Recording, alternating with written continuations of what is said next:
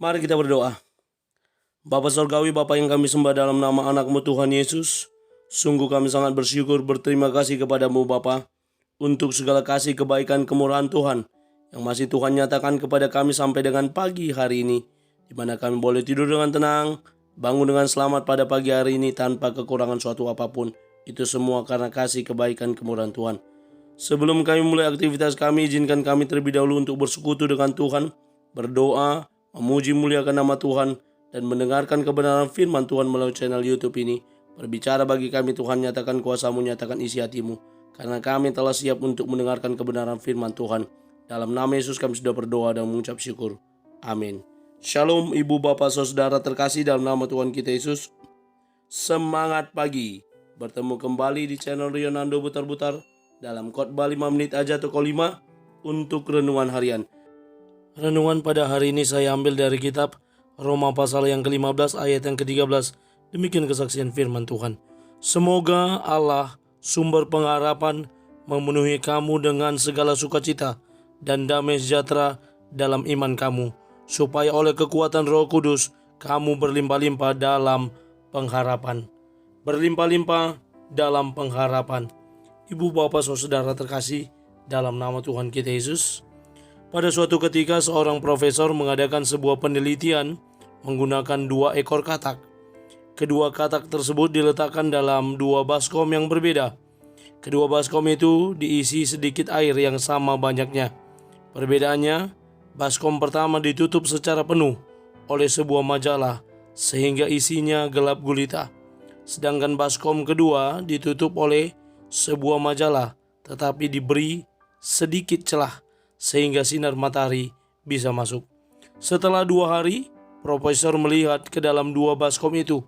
Mengejutkannya, katak di dalam baskom pertama yang isinya gelap gulita telah mati. Tetapi katak di dalam baskom yang kedua yang ada sedikit cahaya matahari masih hidup. Melalui kisah ini kita mau belajar apa yang dinamakan tentang pengharapan. Katak pertama cepat mati karena berada di keadaan yang gelap gulita dan tidak ada dapat merasakan yang dinamakan harapan. Sedangkan kata kedua masih hidup karena meskipun dia berada dalam keadaan yang gelap, dia masih bisa melihat sedikit cahaya yang memberikannya harapan. Ibu bapak saudara, Iman Christian Blog berkata dalam tulisannya, pengharapan adalah buah kepercayaan. Pengharapan berasal dari pengandalan kepada Allah dan senantiasa dapat semakin teguh melalui tenaga Roh Kudus. Bagaimana juga Rasul Paulus dalam nats ini berkata, semoga Allah sumber pengharapan memenuhi kamu dengan segala sukacita. Bagaimana sukacita itu menjadi penuh di dalam diri seseorang. Paul Claudel, seorang penyair berkata, buat mereka mengerti bahwa mereka tidak memiliki tugas lain di dunia selain bersukacita. Pentingnya bersukacita karena Allah sumber pengharapan itu telah memenuhi kita dengan sumber sukacita. Dengan yang selanjutnya dikatakan damai sejahtera dalam iman kamu.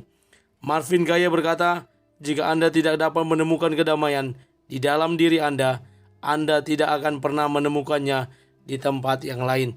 Kedamaian atau damai sejahtera dalam iman kita membuat kita dengan kekuatan Roh Kudus kita akan menjadi dimampukan berlimpah-limpah dalam pengharapan.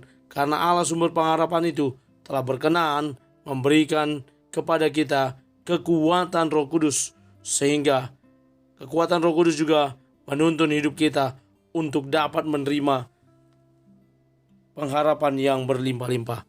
Ibu bapak saudara, mari kita terus belajar dari kebenaran firman Tuhan.